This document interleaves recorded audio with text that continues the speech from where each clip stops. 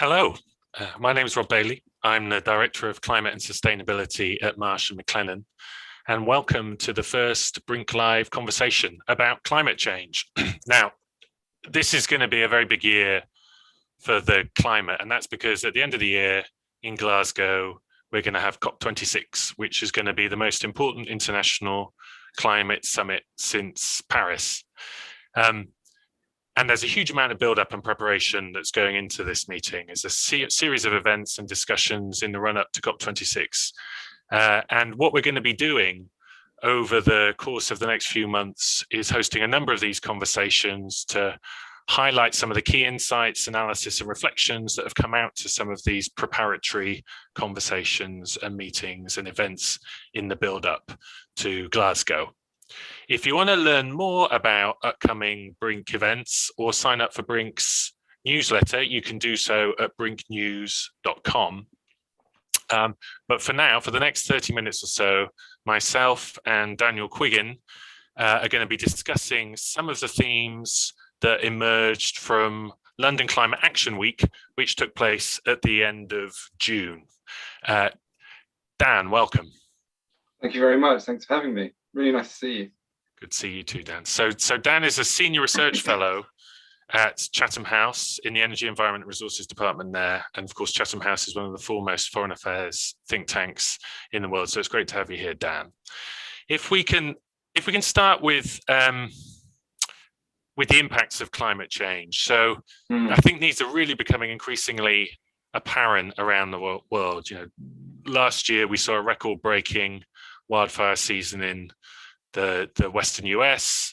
Australia also had a record-breaking bushfire season. We've had a record-breaking Atlantic hurricane season. Last year, hurricanes seem to be getting more powerful, holding more water, dumping more water, causing much more catastrophic flooding. And of course, you know, right now, we've seen this devastating heat dome over the Western US and Canada.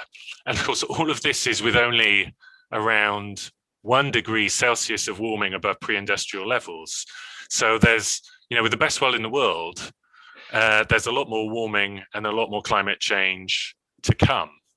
Now, I know, Dan, that Chatham House has been researching some of the implications of increasingly devastating climate impacts for the international system. And indeed, I believe Chatham House hosted a number of events on this subject during London Climate Action Week itself. Can you start off just by telling us a little bit more about this work? Yeah, absolutely, Rob. Thanks. I think you've already stolen my thunder a little bit on the headline that I was going to highlight as well, which is that heat dome over Canada and US states. I think just to give a bit of context before I answer your question, I think what's really important to highlight is that's a direct impact, right? So like a heat wave is a direct impact of climate change. And what was really interesting just at the end of last week was there was an attribution study that showed that they think that's now 150 times more likely. So that sort of event, 150 times more likely due to climate change. And we can also look at other events. So that's a direct impact.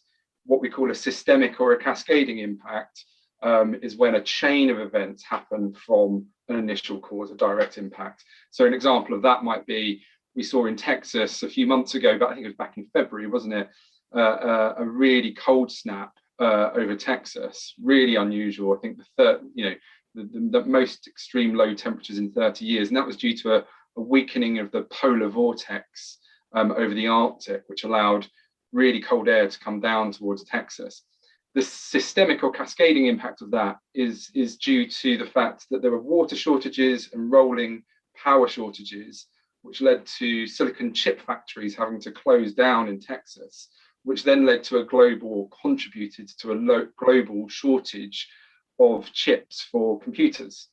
And it's almost impossible to predict and forecast. So it's these sorts of events that the global risk assessment at Chatham House that we're doing at the moment is looking to identify and indeed raise awareness of in the eyes of heads of state and ministers going into COP26. So the theory being that if heads of government are much more aware of these sorts of impacts and risks, they're more likely to take mitigation actions to avoid them, increase their ambition and so on. So to give a little bit of context, back in 2015 and then again in 2018, there was 2 phases of risk assessments, global risk assessments conducted in a consortium. You yourself was involved in one, I think, in 2018, where a consortium of experts and climate scientists came together to look at these impacts. And they're quite important because some of the risks of climate change aren't well covered by the International Panel on Climate Change, and I think we'll come back to that later. So basically, the work looks to identify the biggest impacts of greatest concern, both in terms of direct impacts, so heat waves, and systemic impacts. So what are the knock-on consequences, a bit like the Texas example. And just to give you a couple of brief stats, I'm a bit of a lover of statistics, and I won't bore you for too long, but for instance, by 2040, the report finds that around about 3.9 billion, not million, but billion people are going to be exposed globally to major heat waves every year. By the 2030s, every year, we expect 400 million to be unable to work outside because it's just too hot to work outside. Probably with, unfortunately, 10 million deaths per year in the 2030s every year. By 2050, we expect there to be demand for 50% more food, but yields could decline by 30% due to climate change. And one of the really important and really concerning impacts is obviously you've got lots of different countries producing maize or wheat or rice or whatever every year. And we expect the number of failures of crops to increase as climate change increases, and the sort of 10% yield loss is kind of a threshold of impact that people are concerned about, and a synchronous failure of 10% or more in the top 4 maize producing countries. There's currently a 0 chance of that happening, or near 0 chance currently. But by the 2040s, the decade of, we expect that to rise to just less than 50%, which is astonishing. So it's these sorts of risks that we're trying to highlight through that report, and indeed try and encourage heads of state to take action against and raise ambition in the run-up to COP26. Yeah, that statistic about a synchronous failure of maize production in the major producers is really scary, because of course what we've seen with global food markets is that they're actually very vulnerable to these kind of production shocks, and it can result in incredibly high price spikes, because often they trade very thinly. There aren't huge amounts of grain in storage, and so when you get a sudden production shock, that can result in very high price spikes with catastrophic implications for food security. And what we saw, I mean, this is going back some time now, but 2007-8 gives us maybe a taste of the kinds of things that can happen, because what happened then was there was a relatively small perturbation in supply and demand, but governments got spooked and they all started imposing these export restrictions, which just drove prices higher. And so we ended up with global food prices more than doubling in the space of months, and a global emergency. So it's a pretty scary thought, not just what the climate could do on its own, but how the responses of governments and other market actors might actually make the problem worse unless we have the right sort of institutions and mechanisms in place to protect against that. I completely agree. Yeah, and there's another project that we've been working on, which is looking at near-term impacts, so up to 2030. And just a quick snippet from that, I think what we really need to focus on in the short term is the socioeconomic vulnerabilities within those countries that are going to be hit first, so such as East Africa, the Sahel, where they are incredibly vulnerable to the hazards of climate change. And not only are the impacts felt there, but then there's likely to be a knock-on consequence globally as well. So I think there's a number of different areas that risk assessments need to focus on. That's right, because you can imagine in some of these poorer, more vulnerable countries, which are on the front lines for some of these impacts, if it becomes impossible to work there outside because it's too hot, or if it becomes impossible to eat there because there's a global food price crisis, people are going to move, right? And so it also becomes an international migration issue, which can create, as we've seen in recent years, all of these other further knock-on cascading impacts. Right? Yeah. Exactly. And it's those things that are incredibly difficult to predict. Like, like scientists often look for, what's the statistical confidence in predicting X, Y, or Z? And those systemic cascading impacts are just impossible to predict because it depends on making a forecast as to how one government or one local region is going to respond to a given initial direct impact, which is,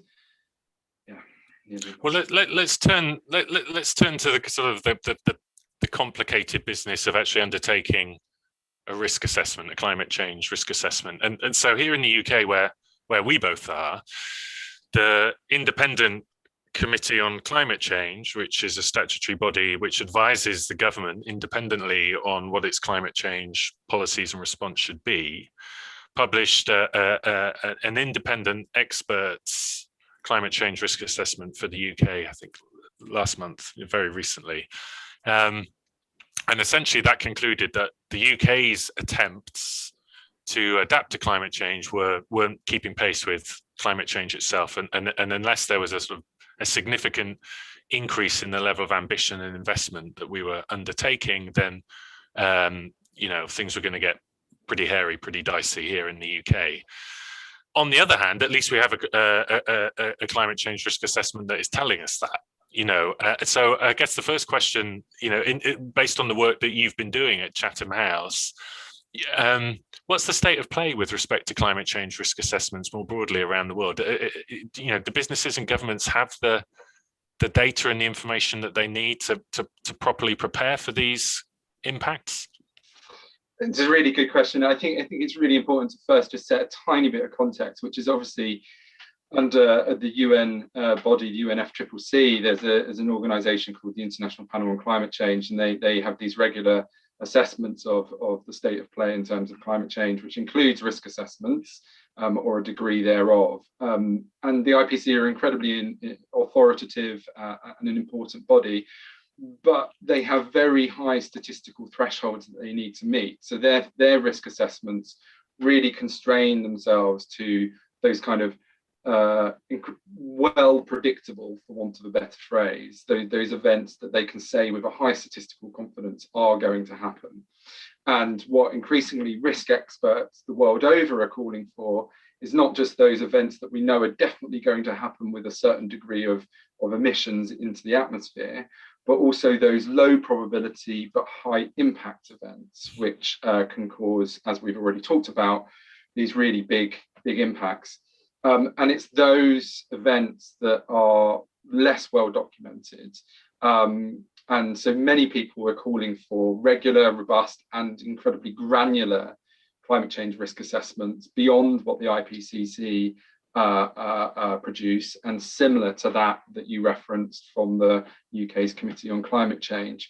I think the important thing to note here is that thresholds of impact need to be defined locally. So what the CCC can do is draw on the Met Office, the Environment Agency, DEFRA, which is a UK civil service department here, with lots of expertise to say, okay, well, if we have a 35-degree heat wave here, what impact does that actually translate into? But unfortunately, the world over, those sorts of organizations for each country don't necessarily exist, and the academic work hasn't necessarily been done to say, well, what is the impact of a 35-degree heat wave in this region compared to this region? So at the moment, a lot of the direct impacts of climate change are assessed on what's called impact indicators. So indicators of what that impact might be, where the threshold of impact hasn't necessarily been defined, and therefore you can't see definitively or with a high statistical confidence what those impacts might be. So the state of play, to answer your question, is there's a growing demand and need for detailed and granular risk assessments, and indeed for that risk assessment to be held in maybe a register by a well-recognized multilateral organization such as the UN Security Council, and those thresholds of impact really need to be defined in order to do that. But that said, at the moment, those impact indicators are getting better, and we work with people like Nigel Arnell, or Professor Nigel Arnell at Reading University, to incorporate those into the assessments that we do.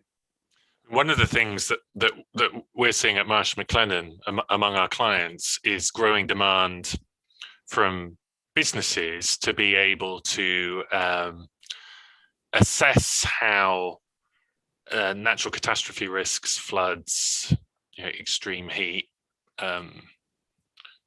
windstorm, hurricane, how these risks are likely to evolve under climate change, under different scenarios over different time horizons and at different kind of spatial levels of resolution.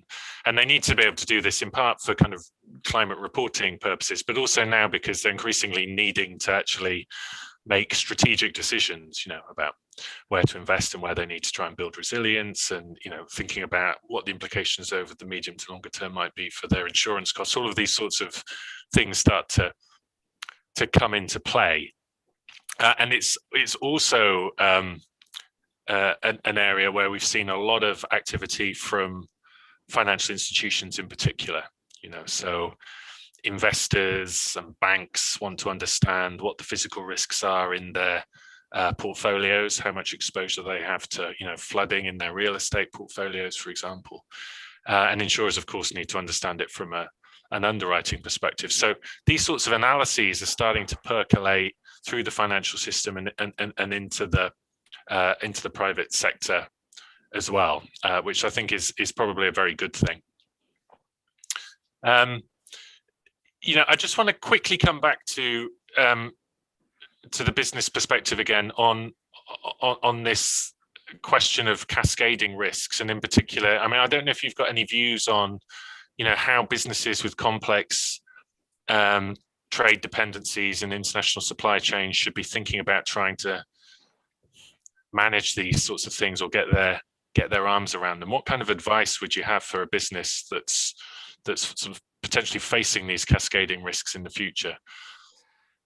I think a really obvious one is diversity always increases resilience, right? So like if you have diverse supply chains that aren't necessarily reliant on one singular or large supplier, then that diversity offers you a degree of resilience when an impact might occur over here, but you can still source your key component, your key widget from X, Y, and Z in a different part of the world. We live in a globalized world. That's it's always going to happen. I'm a sort of big supporter of at least equitable sort of globalization, but supply chains are globalized, and so that diversity is really important to incorporate into your business plans. One last point I'd make on that is I think you're right. Businesses are looking more and more towards, well, what is the given hazard? Is there going to be flooding, or is there going to be a typhoon in X, Y, and Z region? I think I'd also encourage them to think about the thresholds of impact that I've already referenced. So it's not just about where the hazard occurs, but it's also about what the vulnerabilities and the exposure of people to that hazard. If there is a heat wave, are people going to come into work?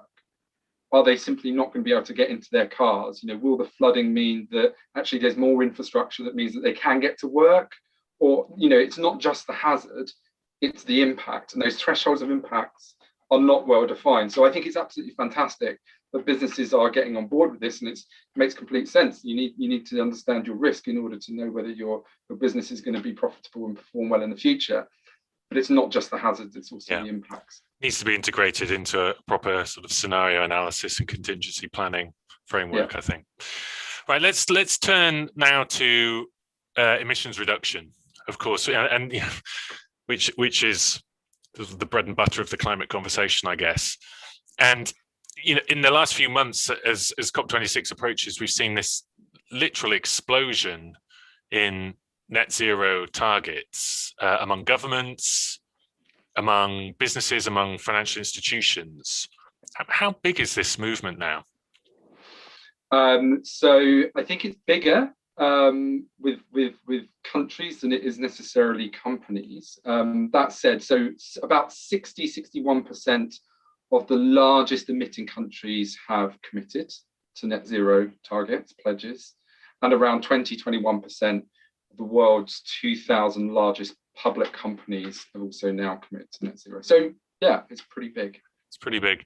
But that discrepancy in the numbers tells you something important, that at least in terms of long-term ambition, there seems to be more in the public sector than the private sector. I think that stacks up when you look at it in terms of GDP versus revenues as well. I think it's something like 2/3 of global GDP is now subject to a net zero target, and something like just over 30% of the revenues of the largest businesses are subject to a net zero target. So what that kind of points towards, I think, is an element of transition risk for businesses, because at the moment, you know, if governments actually get serious about implementing policies and regulations consistent with those long-term net zero targets that they have set themselves, then there are a lot of businesses that are going to get potentially caught out because they are not on that pathway and they're not preparing to be on that pathway, which could leave them exposed in the event that those policies and regulations are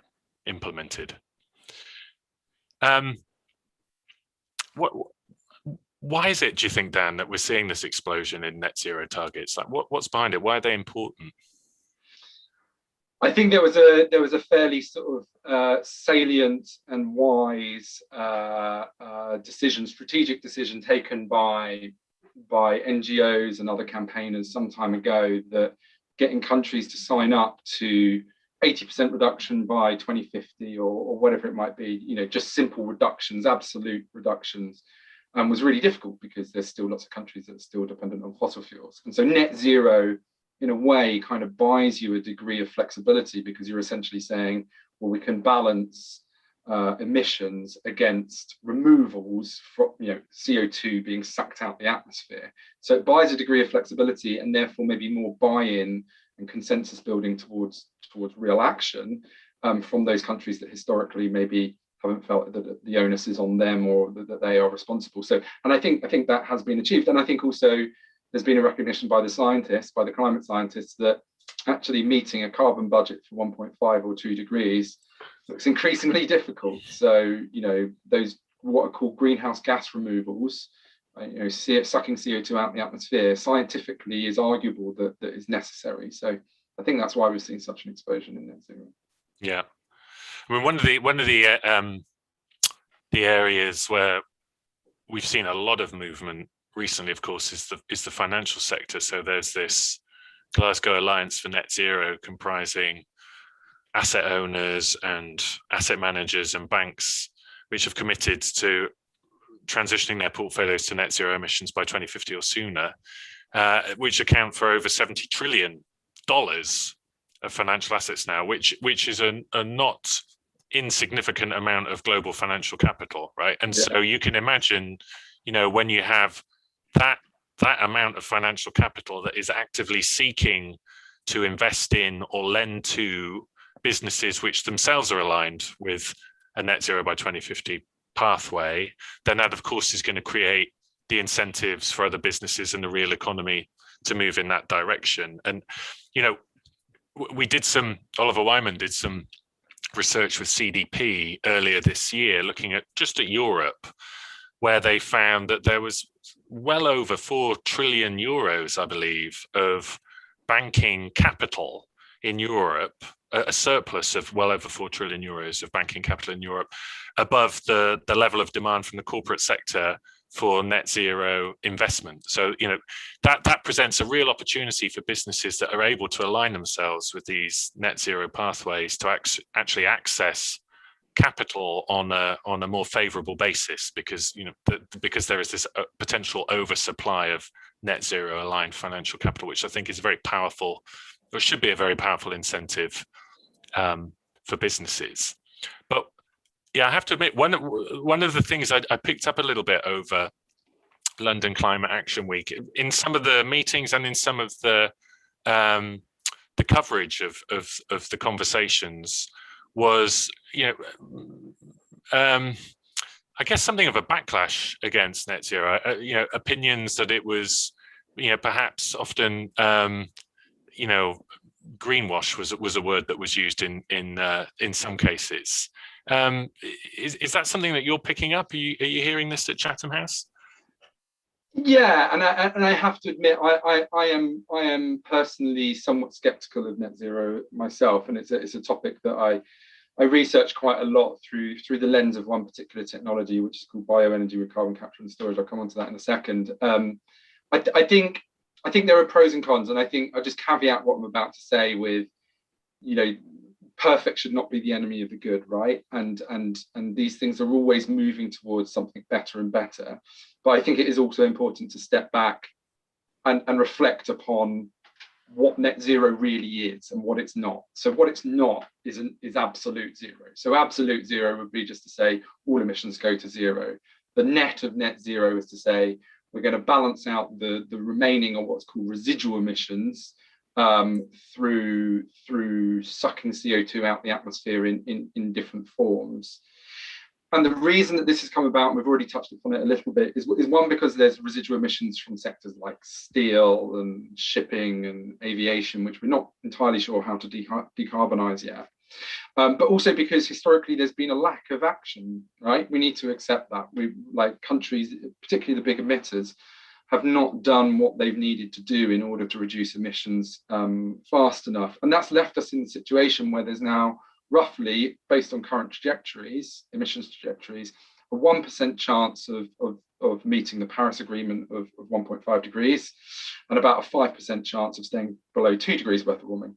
And what we know is that after 2 degrees worth of warming, there's a high risk of what's called runaway climate change, essentially where you get these compounding Earth system feedback mechanisms that take global warming to a point where it's very difficult to predict, which is why 1.5 or 2 degrees as a target exists. So net zero tries to change those probabilities, essentially from a 1% chance and a 5% chance to something a little bit better, by saying, okay, let's suck CO2 out the atmosphere. So that comes, GGRs, or greenhouse gas removals, come in two different forms, one called nature-based solutions, or NBS, and one called NETs, or negative emission technologies. I'm going to be brief and just focus on the NETs aspect, because that's where the controversy is and where you're probably picking up on this backlash. NETs, so essentially engineered removals, so human technology rather than planting more trees, come again in two forms. So bioenergy with carbon capture and storage, so the burning of bioenergy, applying this technology called carbon capture and storage, sucking that CO2 out of the flue gases or the combustion gases and storing that underground. And direct air capture, which is essentially big fans passing large amounts of air over them and separating the CO2 out of the air.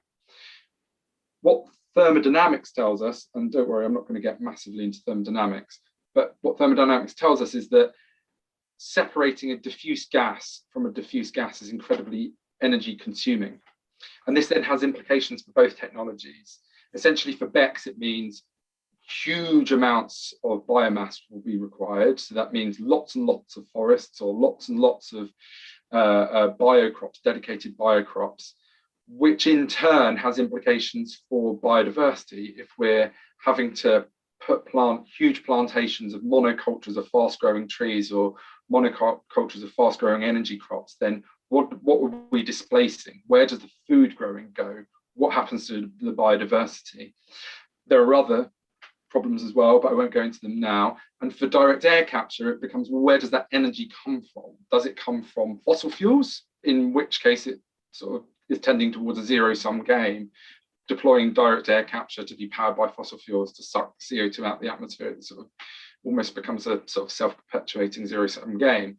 Or does it come from renewables? And we're already struggling to deploy enough renewables. So it's those sorts of arguments that mean that net zero is being questioned, in that it is maybe giving wriggle room for lack of action in the short term, so, and by saying, well, we're going to fix it in the future. We're going to fix the carbon budget problem, this 1% and 5% problem, by deploying technologies that are not yet proven at commercial scale and well evidenced in the future.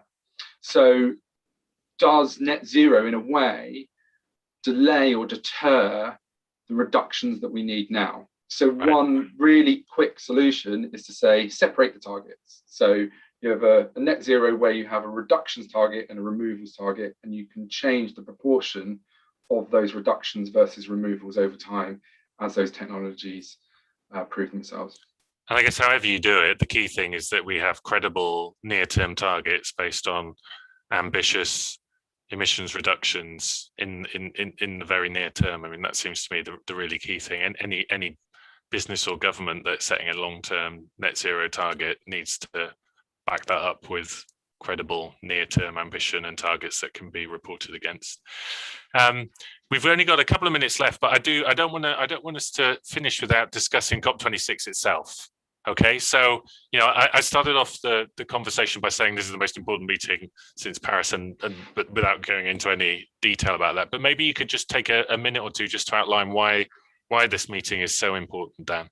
Sure. So Paris basically moved to a new regime, as it were, on kind of international agreements on climate change. So it moved to what are called non-binding nationally determined contributions. So each country submits a pledge, which is non-binding, that they then try and achieve. And they are revised every 5 years. Paris was 5 years ago. So the revision point is Glasgow this year, or the delayed Glasgow. So at present, 61 countries have submitted revised NDCs, with the caveat that the EU27 is a country in of itself, and 14 of those countries have increased their ambition. So things are looking good. So for instance, the UK has pledged a 68% reduction relative to 1990 levels, and that targets for 2030. So that is those sorts of reasons, this increased ambition that's being revised now, that's the important element of 26.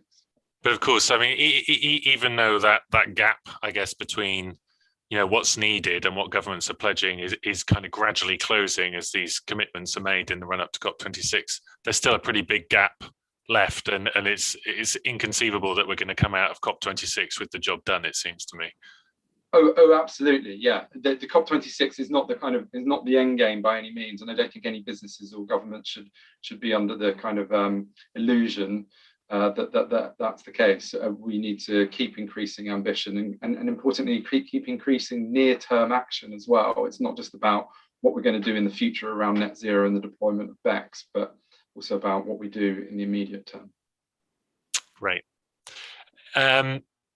Any thoughts on what the next few months are going to look like then in the run up to COP26, and perhaps how the UK government, which of course is going to be the president for the negotiations, is preparing for this in the context of COVID-19 and the Delta variant?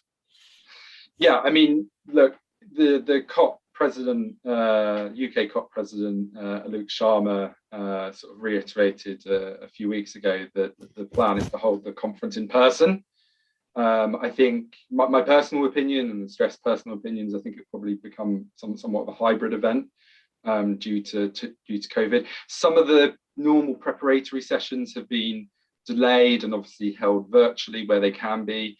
And that's made a few of the developing countries a bit nervous because they don't necessarily have the infrastructure to hold good virtual negotiations, and fear being outmaneuvered by the big emitters and so on and so on. So I'd say that the preparations haven't been perfect by any means, but I think, all things considered, global pandemic, I think the preparations have been pretty good. I think one thing that's going to be on the agenda that consistently gets raised and really feels like a matter of trust between developing and developed countries is the pledge made some years ago and reiterated at Paris around the $100 billion in support for adaptation and climate action from developed to developing countries, which it's fairly clear is not being met at the moment. I also think the phase out of internal combustion engines, probably commitments around nature positive commitments by 2030, reversing biodiversity losses, the Paris rulebook, Article 6, we won't go into that now, far too complex, but essentially about effort sharing and global carbon markets. I think they're all going to be a big part of it. I also think one last point, the UK is obviously coming out of Brexit, wanting to showcase global Britain. I think a big theme for the UK is going to be on science and innovation. And I think, the UK obviously has a huge science community and base, and science is an integral part to understanding climate change and combating it. And I think the UK government is probably going to put that sort of fairly front and center of its range of commitments that it's seeking from other countries.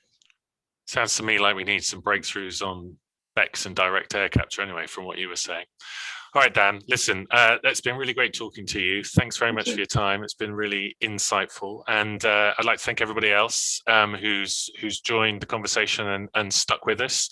If you want to find out more about upcoming BRINK Live events, please go to www.brinknews.com, where you can see details of future conversations. But thank you very much indeed.